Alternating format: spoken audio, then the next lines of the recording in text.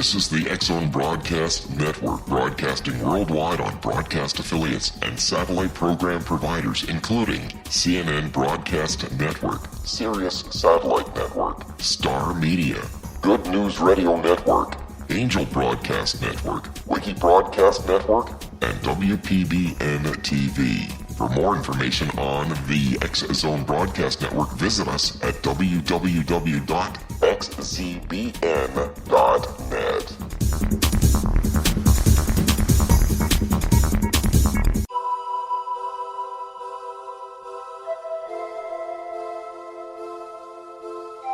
If you're a seeker, don't miss the inspiring book Shamanic Awakening, Between the Dark and the Daylight. This remarkable work chronicles shamanic counselor and indigenously trained dream decoder Sandra Cochran's 35 years of experience with diverse wisdom keepers throughout the Americas. Sandy's initiations across the British Isles, Turkey, Greece, and Egypt, combined with her knowledge of symbology, psychology, and myth, influence her dream blog and workshops. Sandy offers private readings, sacred international journeys, a meditative CD, and her book, Shamanic Awakening, to encourage you as you navigate your earth walk and create a deeper connection to yourself. Find this and more at her website, starwalkervisions.com.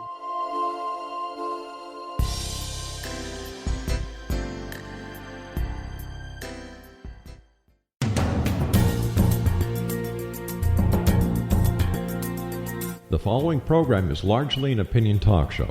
All opinions, comments, or statement of fact expressed in the following program are strictly those of the host and their guests and are not to be construed as those of Relmar McConnell Media Company, the X-Zone Broadcast Network, their affiliated companies, networks, stations, employees, or advertisers.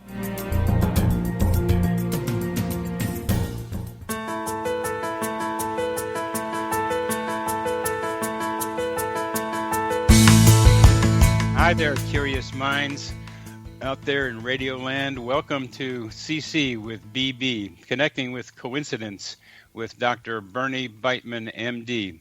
This is the only radio show in the world dedicated to the study of coincidences, synchronicity, and serendipity. We're coming to you through X-Zone Broadcast Network, located in Hamilton, Ontario, Canada, and broadcasting all over the world. I'm a psychiatrist. I help people with medications and psychotherapy. I work with both the mind and the brain. Coincidences involve both your mind and your brain. My purpose in life is to learn, teach, help people, and have fun. And synchronicity is spoken here. Keep in mind that coincidences alert us to the possibility of hidden causes. Put Connecting with Coincidence into your search engine and find my Psychology Today blog, my website, my social media site, and others. Would you like to know how sensitive to coincidences you are? Take the Weird Coincidence Survey on my website for an answer to that question. Today we are talking about serial coincidences, and we have with us the master of serial coincidences, Dr. Gary Schwartz. Dr. Schwartz is continuing a tradition started by biologist Paul Kammerer, who was born in 1880 and died in 1926. Kammerer was a biologist who spent hours sitting on benches in various public parks in Vienna, noting repetitions among the people who passed by. He classified them by sex, age, dress, whether they carried umbrellas or parcels, and many other details. He did the same things on long train rides from his home in Vienna. Kammerer was not particularly interested in meaning, only the repeated sequences of numbers, names, words, and letters. He defined seriality as a recurrence of the same or similar things or events in time and space which are not connected by the same acting cause. To him, these repetitions were simply natural phenomena which he tried to find causes for. Dr. Schwartz has taken Kammerer's idea much further. He's interested in what he calls super synchronicities, high-level seriality, high-level serial coincidences. And among those many interesting coincidences that are serialities. I ran across a woman, a 54-year-old woman who is a female, who is an author and an editor. And while now she prefers to remain anonymous, this woman has experienced a most remarkable series of coincidences, well beyond what Dr. Schwartz documents in his excellent book, Super Synchronicity, which is coming out very soon. She describes these monkey series. It's monkeying around for her. It's challenging for her to describe all the details because there's so many of them. They began in November 2010 when she was praying about a significant relationship with a man she'd affectionately nicknamed Monkey. It seemed to her almost as if the angels were eagerly waiting for her to ask for assistance, because the messages she received that afternoon, within an hour of a simple prayer, came in outrageous intensity that day and continues to this day. She calls them my totem animal on steroids. Every day she sees monkeys, up to 10 times a day. And these monkeys are not just, as Kammerer was seeing them, as just happening things with no meaning. They carried for her spiritual messages that serve as guideposts for her life. She found herself immediately launched into what she called God School, because the monkeys continually unfolded for her a series of profound lessons that taught her the quantum power, as she says, of consciously applying universal spiritual principles. These messages communicated with her intelligently and accurately, helping her often with specific and general life problems. She receives them at least once a day, sometimes many times, for now 6 consecutive years. Keep in mind they are tangible. Anyone can see them if they are with her. They are not voices. They are not visions. They show up in magazines or books she is reading, or in movies or TV shows, in songs, in lyrics and songs, or billboards, online, or even through the spoken word of complete strangers. Some are short, some are like mini mantras, some are lengthy allegories. She sees the word monkey, sometimes ape, in a block of written content or otherwise a monkey illustration. At first she was frightened by these, but quickly realized that these messages are steeped in divine love, and realized that before them she had been asleep at the wheel.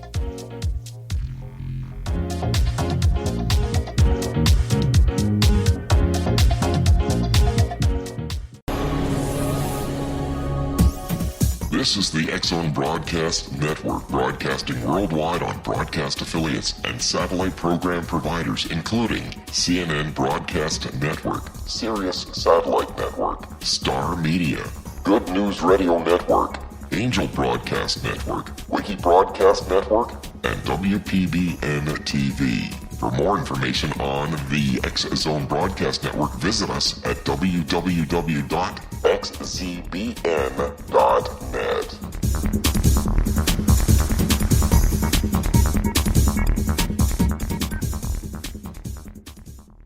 How would you like to be able to read other people's minds? Well, the next best thing is here. When you know how to read a person's name, you know how the person thinks, feels, and behaves.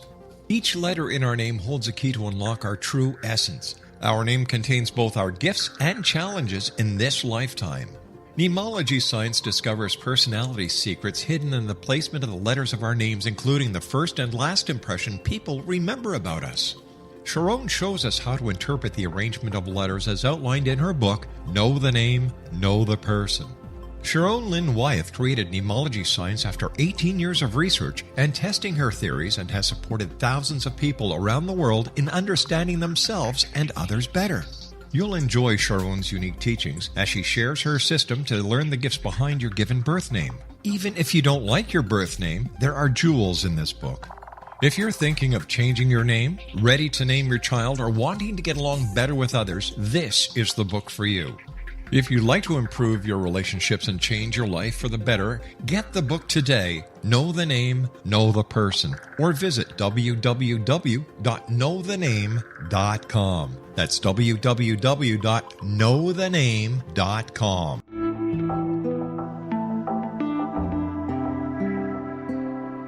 Take a step back in time and discover old Florida cuisine at Marsh Landing Restaurant in Fellsmere, Florida.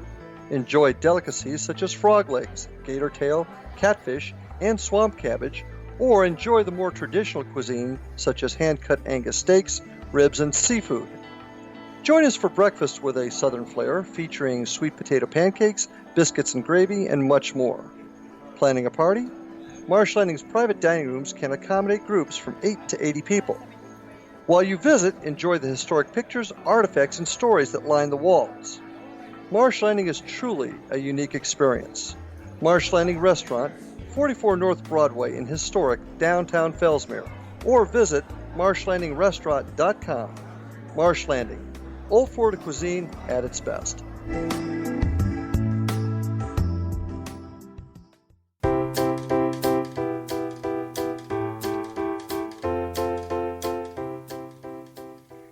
Welcome back to CC with BB, Dr. Bernie Beitman, MD, with our wonderful guest today, Gary Schwartz. Gary is a professor of psychology, medicine, and neurology at the University of Arizona.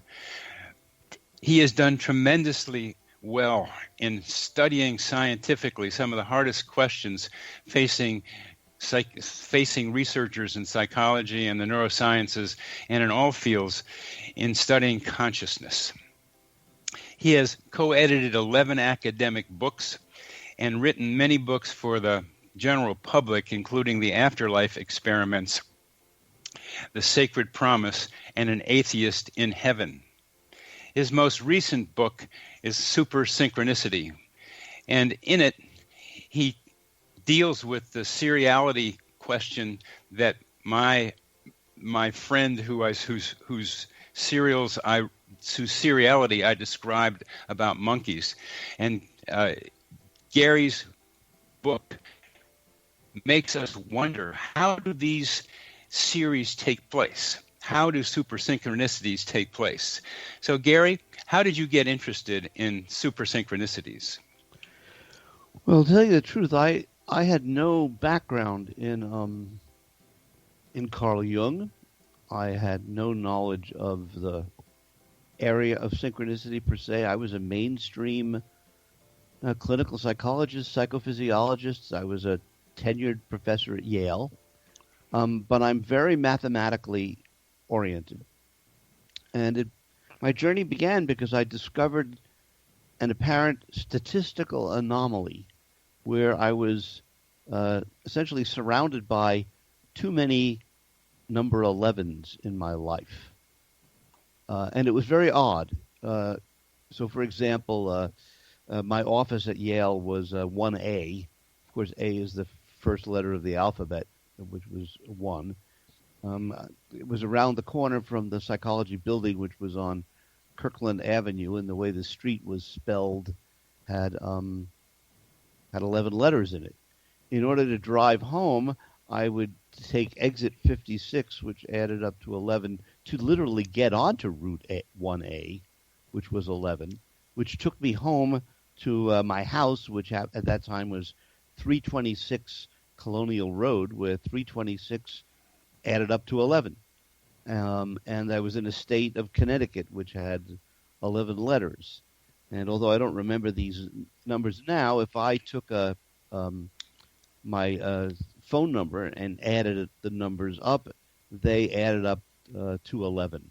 My license plate, if I took the letters and converted them to numbers and then added them all up with the numbers that were there, it was 11. It turned out my birthday was June 14th, 6/14, which added up to 11. There were too many 11s in my life. I had no idea how that could have occurred or what it meant. All I knew it was that it was a statistical anomaly. And one of the ways that I knew it was so statistically rare is because, being a scientist, I wanted to see how unique it was. And so I started asking students and colleagues and friends to see, whether anybody else had such a collection of 11 or 11 related numbers in their lives. And I examined over 50 people, and none of them remotely approached it. Or I looked to see whether or not they had some other number, like 7s or 9s or 13s. And did my search, granted it was informal, it was around 50 people, there weren't. And so my journey began with a statistical anomaly, which piqued my mathematical curiosity. And what always interests me about you is that you have a tendency to somewhere in you to look for such things. Somehow you got alerted and started seeing 11s, and then started looking for more. And that's one of the remarkable things to me about the way your mind works. Oh, thank you. I mean, it's I have a background in music, by the way, and prior research I did was I've always been interested in patterns.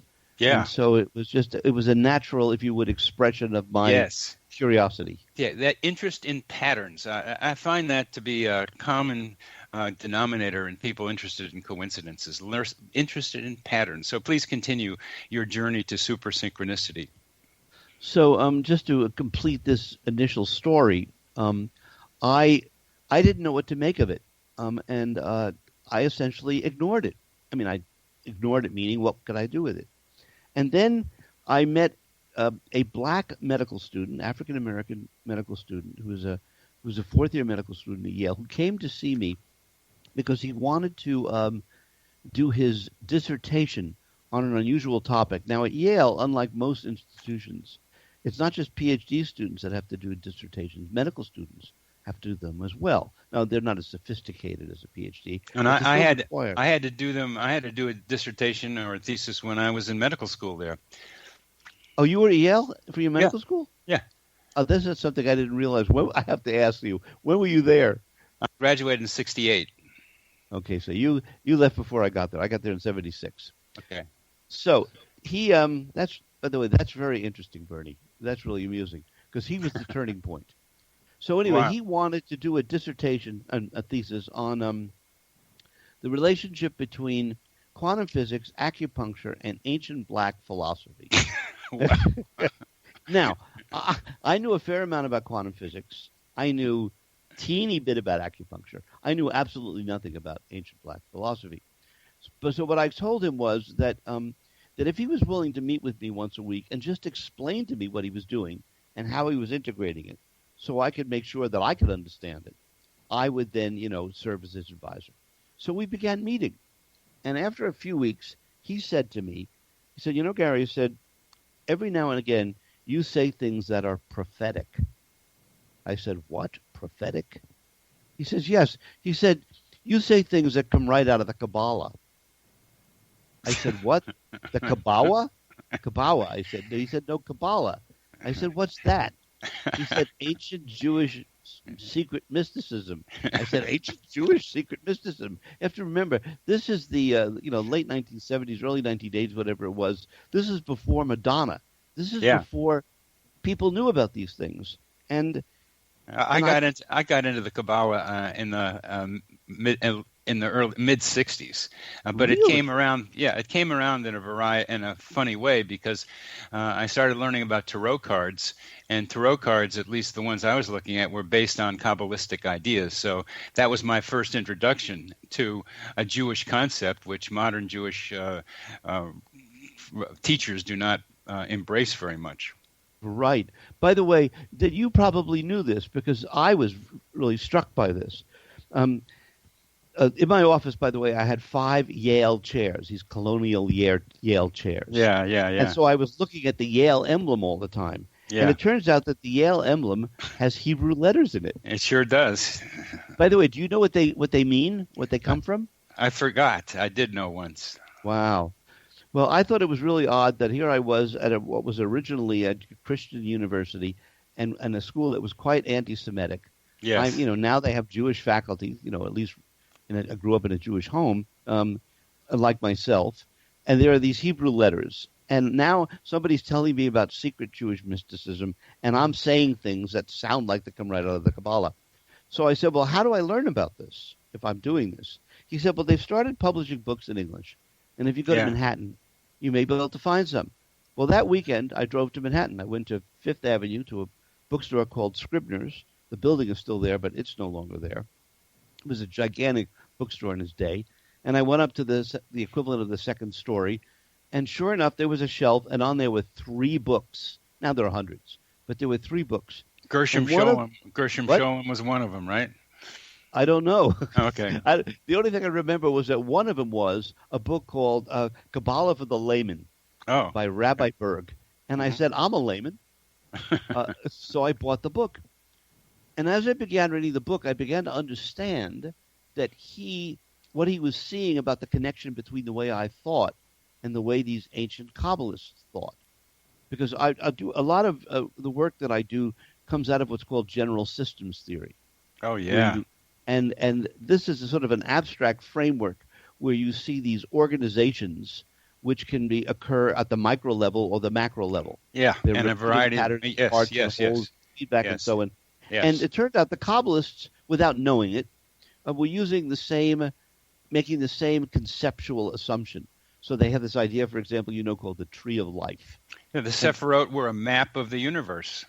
And they were a map of things big and small. They were like a fractal pattern. Again, They didn't have that language.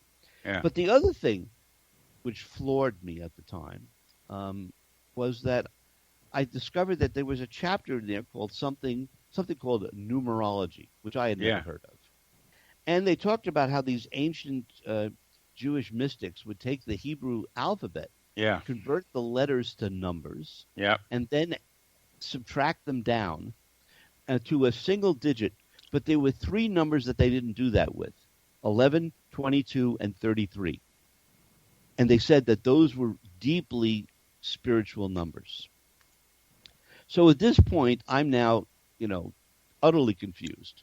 Because how could I have inadvertently rediscovered with English what these ancient mystics were claiming to do all these years ago? And you have to understand, I was raised in an atheist home. I was brought up by Western, mainstream Western science, which is materialist in orientation. And now I'm recreating an ancient tradition. So I wanted to learn about it. And it turned out, coincidentally, that there was he had a school in New York City near the Yale Club, which I used to stay at when we would go to the Metropolitan Opera. And so I told my then wife that I wanted to study the Kabbalah. I had to learn about this. And she said, absolutely not. She said, you are a professor of psychology and psychiatry at Yale. You direct the Yale Psychophysiology Center. You're co-director of the Yale Behavioral Medicine Clinic. You cannot get involved with studying some ancient secret, she didn't have the word, but essentially woo-woo, strange. Mystical, let's call it, yes. Exactly. And she said, you can't do this. And she was adamant that I not do this. And so I was now left in a quandary about what to do. And then the really weird things began to happen, which I ultimately confessed in a book I published in 2006 called The GOD Experiments, where GOD stands for Guiding, Organizing, Designing Process. And that I wrote a chapter called Synchronicity in New York City. And I would like to just share with you publicly that when I originally wrote this book, this chapter, Synchronicity in New York City, was actually part of the main part of the book. But my then editor and then writing partner felt that the story was so odd and so seemingly, quote, unbelievable, that they felt that readers would then question my scientific integrity. They would question, the less controversial aspects of the book. So they wanted me to eliminate it. I told them that I could not, with integrity, do so, because it was part of the real-life evidence. We're coming to the end of this segment, and I think what you're going to be telling us the next time and during the next segment is just how you elaborated on that chapter into what we're going to be talking about more, your Super Synchronicity book. So we will be back after a short break.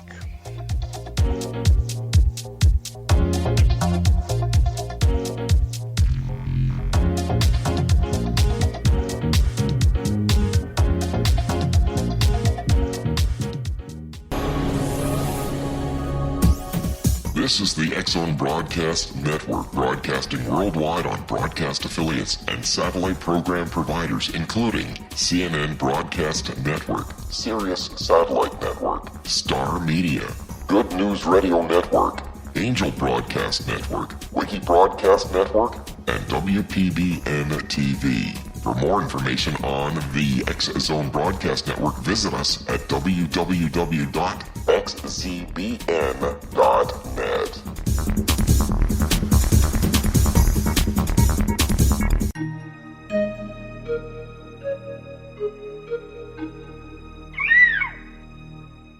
While science pursues fact, magic accesses the quantum level, bridging random facts to form truth. As long as science and magic remain separate and polarized, the truth cannot be known. I'm Gwilda Wiyaka. Join me on the Science of Magic radio program, dedicated to unification and evolution of consciousness. During each episode, I'll be speaking with experienced and respected scientists and mystics. From astrologers to astronomers, from medical doctors to shaman, the scientific method to dowsing and intuition, we'll weave together information from seemingly divergent practices to promote unity and enlightenment. Join me, Gwilda Wiyaka, and the Science of Magic right here on the Mutual Broadcast Network. For more information, visit www.thescienceofmagic.net.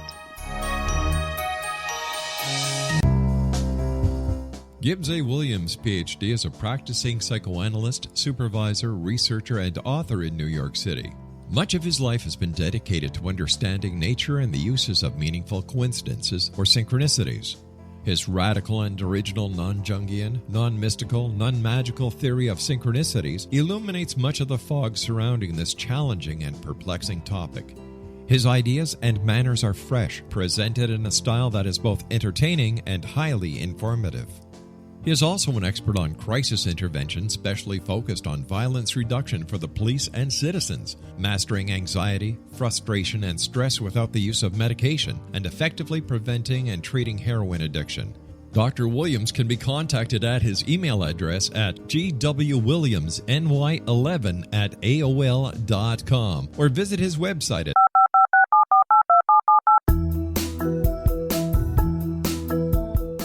Did you know that when you're on the road with limited data or Wi-Fi, you can still listen to the X-Zone Radio Show with Rob McConnell, The Science of Magic with Gwilda Wiyaka, X-1, Dimension X, Space Patrol, and every minute of the X-Zone Broadcast Network by calling 213-401-0080, courtesy of Audio Now. No smartphone, app, or internet needed. It saves your data plan, and it's free if you have unlimited minutes. Call 213-401-0080 to listen on any phone, anytime, anywhere. Remember 213-401-0080 for the best of the paranormal, parapsychology, and sci-fi radio programming anywhere, 24/7, 365.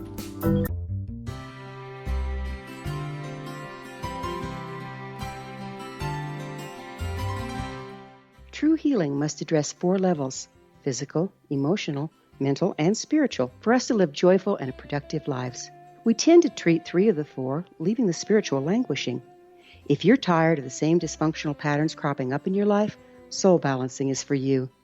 Trixie Phelps, owner and founder of Soul Balancing, is a naturally gifted energy healer trained in numerous esoteric forms, including shamanism.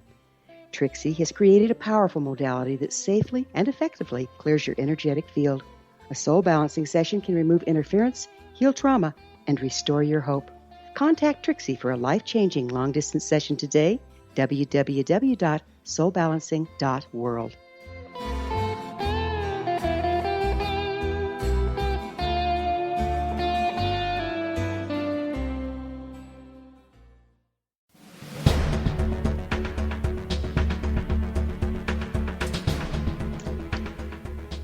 Well, welcome back to CC with BB.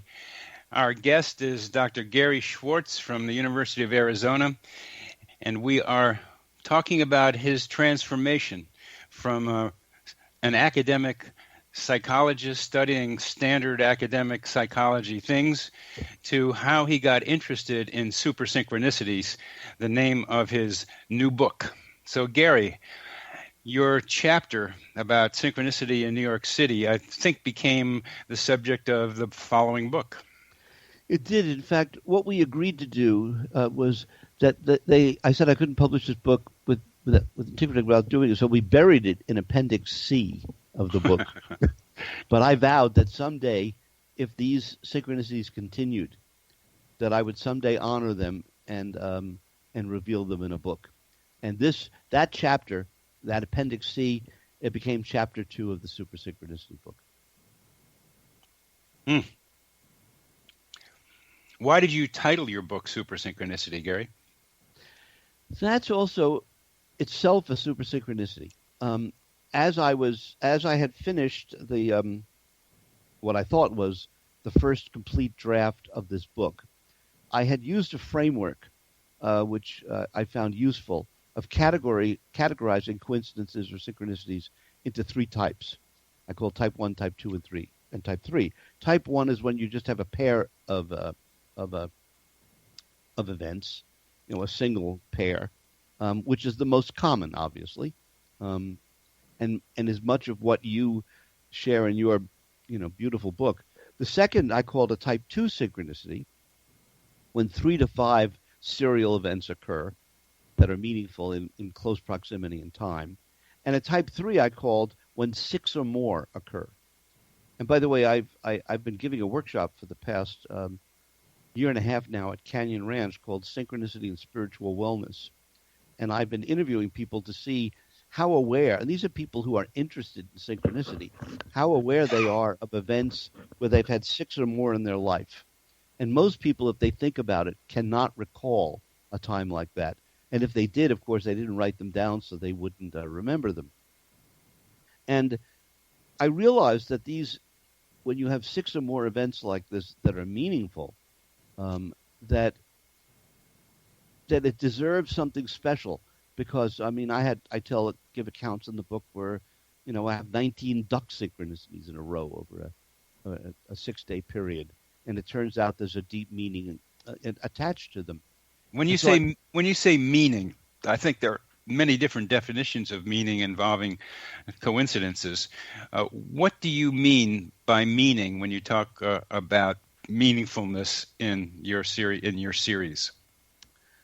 Okay, that's as you can guess, a deep question. Yes. What I mean by meaning, there are different layers to meaning. First of all, is that it has some significance, meaning as in significance. So it turns out to be relevant to some aspect of one's life, even if that relevance is just, if you would, an affirmation, or as someone once put it, it's the universe saying yes. So it doesn't have any depth to it other than serves as a, quote, confirmation. Yeah, that's not an uncommon thing for a lot of coincidence, that confirmation thing. This is really the first time that I've understood that you look for personal meaning in your super synchronicities, because my sense of you had been that you've been caught up in trying to understand how the other kind of major meaning is how to explain them. That seems to me to have been your major thrust. But I'm glad to hear you talking about personal meaning as well. Yeah, I did not emphasize the personal meaning part of the book. I mean, just to give you an example of a deeper level of meaning. A deeper level of meaning, for example, might be in the case where, and it's one of the lessons that I talk about in the book, where symbols can be involved with synchronicity. So, for example, I had a whole series of synchronicities involving ravens, and I only later realized that it wasn't about the bird or the number of the bird that I had, the number of events that I had, but it turned out the raven was a symbol in the Pacific Northwest Coast Native American culture. And by the way, I've been collecting native Pacific Northwest Coast native art for years, but I never learned the symbolism. And it turned out the raven was a symbol not just of transformation, but it was also the creature that they see as having bringing light to the humanity. Mm-hmm. I.e., it was a vehicle for gaining enlightenment and understanding, and having us become, quote, aware, if you would, of the invisible. And that symbolism turned out to help explain why that particular series of events were occurring in my life at that particular moment. So there's that meaning of meaning. And then, for example, with the duck synchronicities, it wasn't until about the 8th or 9th ridiculous, improbable appearance of ducks in my life that actually through an intuitive one, because I was totally confused, she said that she was hearing that the lesson is if it walks like a duck and talks like a duck and so on, then it's a duck, smells like a duck and so on. And I realized that not only was that phrase relevant to literally what I was about to teach in my class, because it was the take-home message of the Afterlife Experiments book, but it's also the huge implication for if we're going to interpret the idea that what you call the greater mind, or Larry Dossey calls the one mind, is somehow involved with all of this. In other words, if it walks like the one mind and talks like the one mind and smells like the one mind, at some point you would infer that there must be this super intelligence involved with the process. That's a wonderful analogy that you just did, because I've had to walk along the same pathway as you just described. There's just too many ways of thinking that there's a greater consciousness that we're all immersed in, and the evidence is there in all kinds of forms. It's just hard for us in Western philosophy and scientism to accept this consciousness has a lot more to do with what's going on here than we think. That's what the subtitle of the book, Where Science and Spirit Meets, that's what that means. And by the way, the earlier title of this book was called Synchronicity in the One Mind, because I was actually drawing that big conclusion. But we decided to make it a little bit more general when we published it. So when what are some of the other kinds of personal meanings that you see besides confirmation that a person is on the right path? Well, there's confirmation. There's meaning that is directive, which actually gives one opportunities for making choices. I'm trying to think of an example of a perfect example was how I met you, which was originally which is I call the 11th lesson in the in the book, and you may remember that you ended up being prominently playing a prominent role in my journey, because here I was having all these synchronicities, not knowing what I knew that they were real. I knew they were real because they were ridiculously statistically improbable, what I now call astronomically improbable. And when people read your book, that first chapter you have taking apart the probability guys, saying that it's all probability, it's all statistical, and when you show how you have to live like a whole bunch of lifetimes to even get close to the possibility of some of these things existing, for those people interested in that sort of argument, you do a beautiful job. Well, thank you. I mean, it was, for me, I kept constantly struggling with the disbelief that this, quote, can't be real. And when I finally applied my statistical capabilities to really looking at this closely, I was forced to the conclusion that you cannot explain these by chance with any degree of integrity, yes, or by any lower level kind of explanation. But anyway, meeting you, the fact you were giving I don't know if it was your first or one of your first seminars on the research that you were now doing at the University of Virginia. Yes, if you remember, and I do. And here I was just making a decision to write this book, and I was giving a talk at a conference that Bruce Grayson was also speaking at. And he confessed to me that he had received 2 manuscripts. I mean, he was just sharing it. He couldn't give me any details because it was confidential. But he told me that one of these manuscripts was on synchronicity and on synchronicity science. I said, what? Somebody's written a book about synchronicity science, and it's not Carl Jung? I mean, and it's not just a review book. It's something that's deeper. And he said, yes. He said, I can't tell you. I can't show you the book. I don't have permission to do that. But this person, and he told me your name, he said, was going to be coming to the University of Virginia. Coincidentally, I was giving an invited 2-day workshop at the Monroe Institute. Oh, right. At the Monroe Institute, yeah. At the Monroe Institute. And I learned down the street was something called the Synchronicity Center. Yes. Which I had never heard of. Well, I'm trying to figure out what they're up to in regarding synchronicity. They're a spiritual group, but I don't know where synchronicity fits in with what they're doing. But anyway. And I never learned. You never learned. All I'm just sharing with you is that it's sort of like my meeting you and then having that they were giving away these journals that turned out to have an article on synchronicity, the one that I picked up. And it was very improbable for this journal to have that article, and they had extra copies, so I gave you a copy of the journal. Oh, yeah. And I had a copy of the journal. I mean, the idea that these things, as Yogi Berra was fond of saying, some things are too coincidental to be a coincidence. That's a great line. Is that a great line? Or as Susie Smith was fond of saying, some things are too coincidental to be accidental.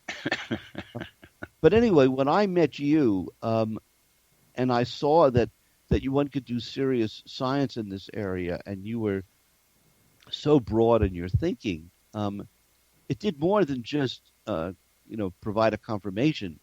It also gave me direction about how I could bridge the world of psychiatry eventually with the world of statistics and the neuroscience and a greater spiritual reality. Wow.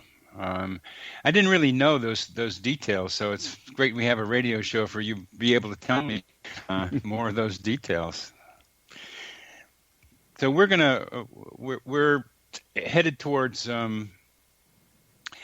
the end. We still have a little time left, but what we're going to be talking about in the next segment is more details about these type 3 synchronicities, the ones that have 6 or more. And maybe we'll get you to comment on the monkey ladies' stories. I would love to. Because those are, I don't know, super synchronicity on steroids. Exactly.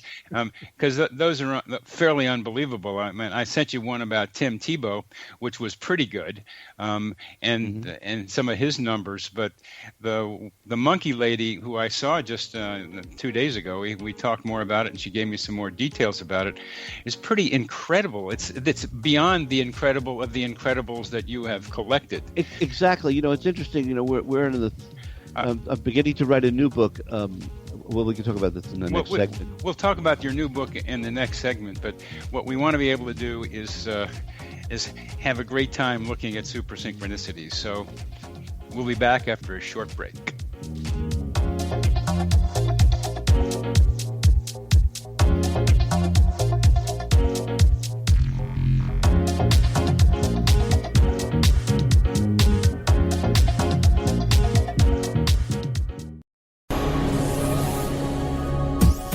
This is the X-Zone Broadcast Network, broadcasting worldwide on broadcast affiliates and satellite program providers, including CNN Broadcast Network, Sirius Satellite Network, Star Media, Good News Radio Network, Angel Broadcast Network, Wiki Broadcast Network, and WPBN TV. For more information on the X-Zone Broadcast Network, visit us at www.xzbn.net.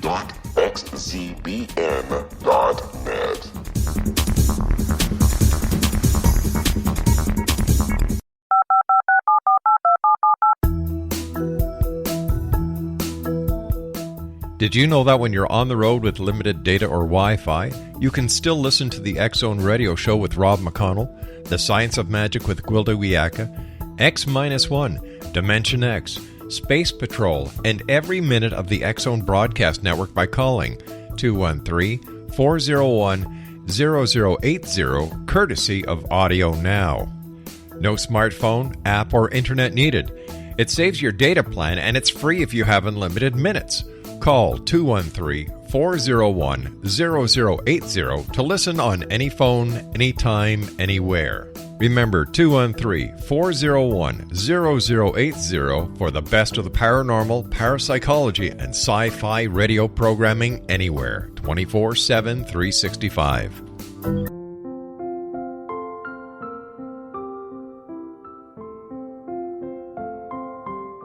I am Dr. Carl O'Helvey, founder, president of a new cancer foundation focusing on evidence-based physical, mental, and spiritual interventions, including natural cancer cures, prayer, meditation, affirmations, nutrition, and other related holistic cancer prevention and cure modalities.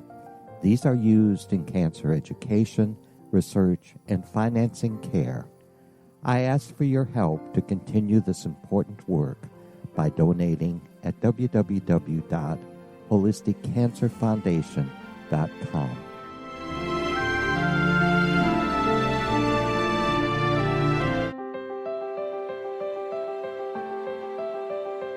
Wouldn't you love to know the secret to everything? I'm Dr. Kimberly McGeorge, and on The Secret to Everything, we will merge the practical with open investigation into all realms of the mysterious. We will talk to cutting-edge alternative health practitioners, those who inspire and motivate you in business and life, and of course, we will share stories of the paranormal, conspiracy, and cryptozoology. You will transform because of the frequency I carry, the frequencies my guests carry. Life may never be the same after you listen to this program, for the secret to everything is for you, the listener, for those who desire more in every area of their lives and believe that it can still be found. Listen and discover thesecrettoeverything.com.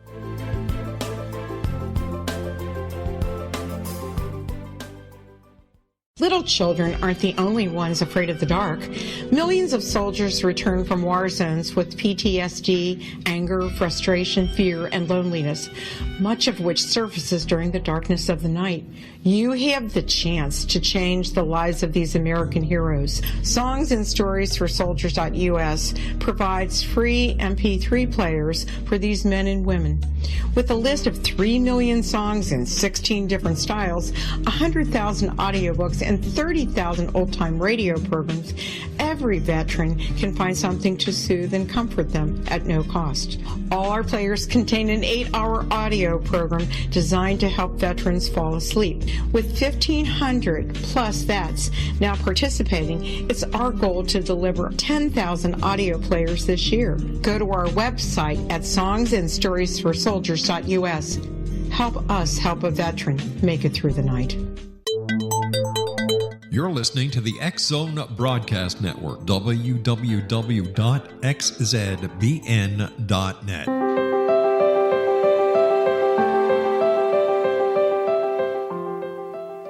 Welcome back to CC with BB, connecting with coincidence with Dr. Bernie Beitman, MD. Our guest is super academic psychologist Gary Schwartz. We're talking about his new book entitled Super Synchronicity. And now in this segment, our final segment, we'll get into what these type 3 super synchronicities look like and how Dr. Schwartz thinks about them. They are series of coincidences involving observables of 6 or more. So, Gary, let's get into those super synchronicities. Absolutely. I just want to share with you that, and your audience, that of all of the super synchronicities that I've been tracking in my life, and I've tracked hundreds of them, of 6 or more events, the greatest one in terms of sheer number in a short period of time that was super meaningful involved a set of over 121 wolf and wolf-related synchronicities that occurred within about a 3-week period. And this was so far greater than anything else I had ever experienced or ever heard about that I realized that it would take a whole book in order to take people on the journey and to see the intricacy and the complexity and the brilliance and the fun of the this kind of journey.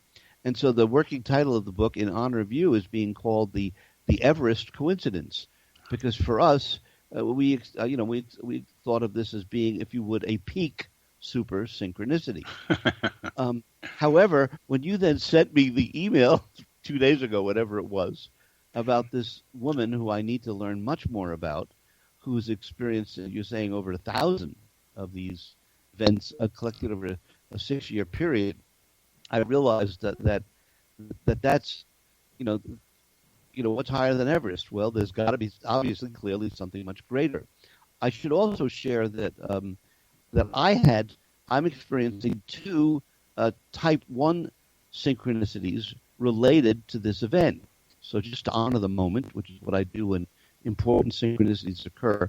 Number one, I think it's extraordinarily odd that you would end up, reading the book Super Synchronicity. I would do my first radio show on the book now that it's going to be appearing in print in a couple of weeks. Again, with you about super synchronicity when you discovered a super synchronicity. Right. So I think the timing of that is, to me, curious to say the least. But the second thing is that the night before your email arrived, there was a quote chance television program that I recorded. I think it was the night before. I don't remember exactly.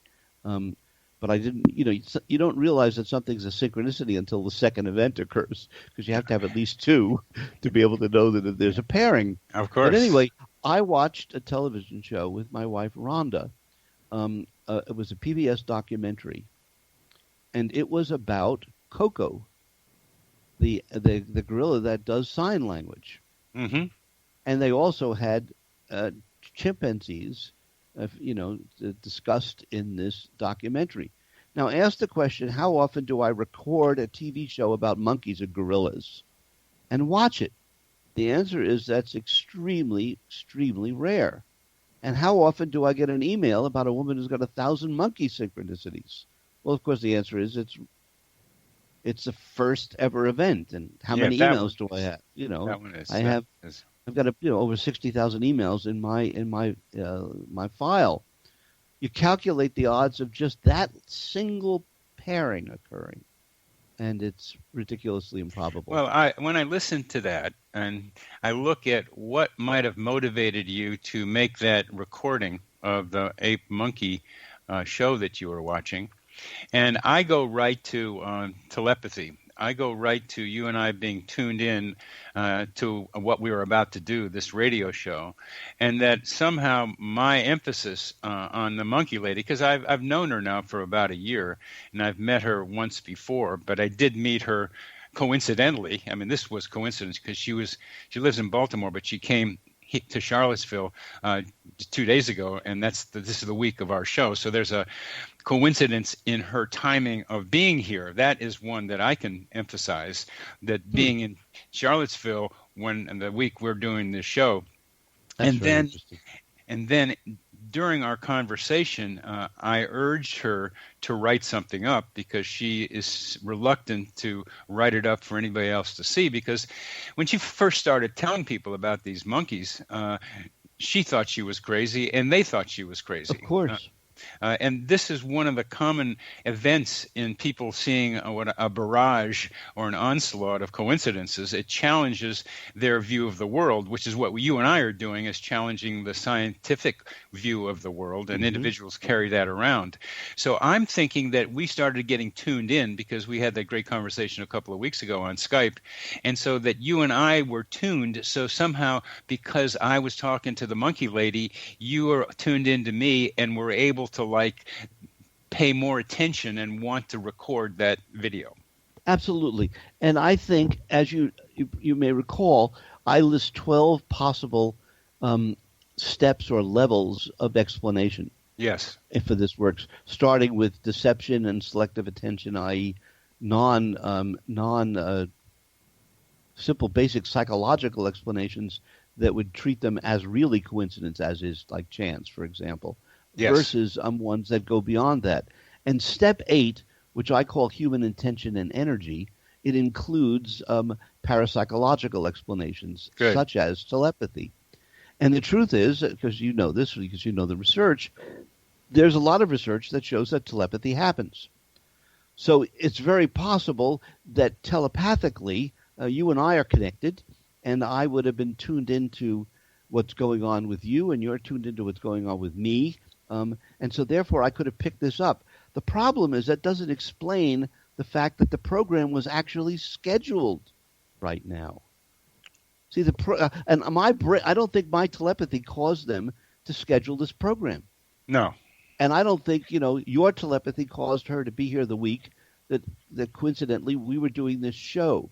So I think that telepathy is one of the mechanisms that synchronicity uses, or if you would, or is employed. But if you look broader and you connect more of the dots, you begin to realize that there's a greater script or story or pattern of events which require entertaining the idea that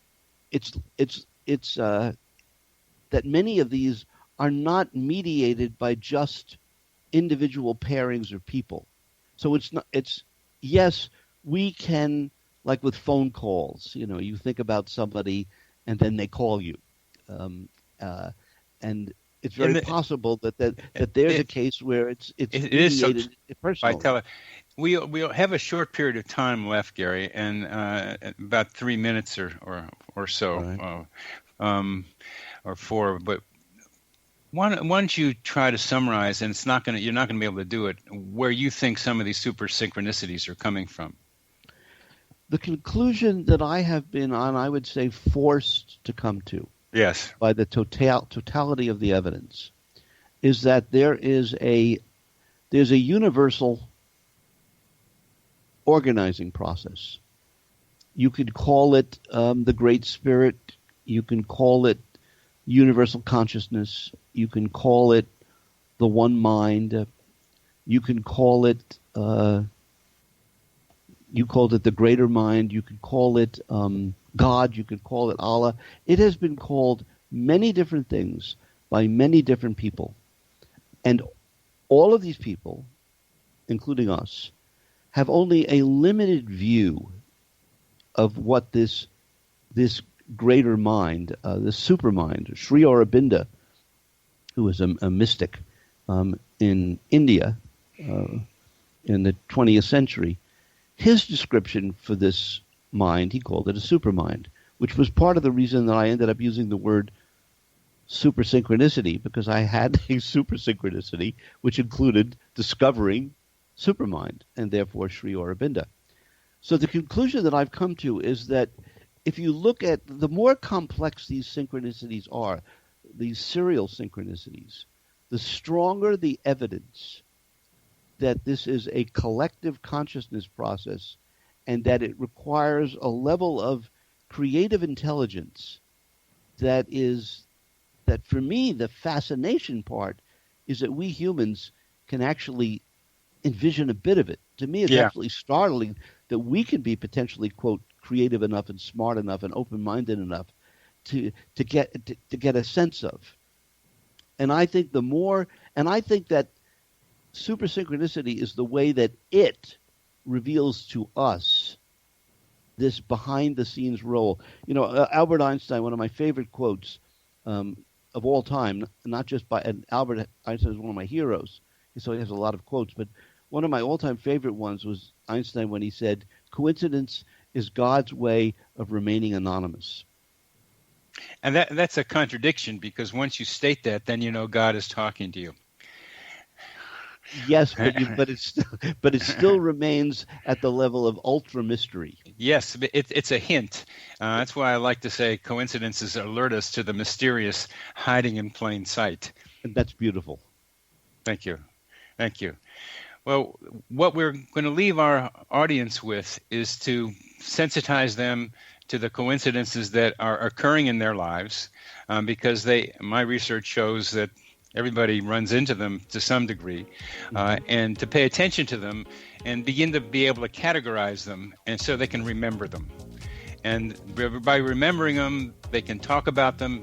And by talking about them, we can try to peer more deeply into the mind of God. And that's what we're very interested in being able to do.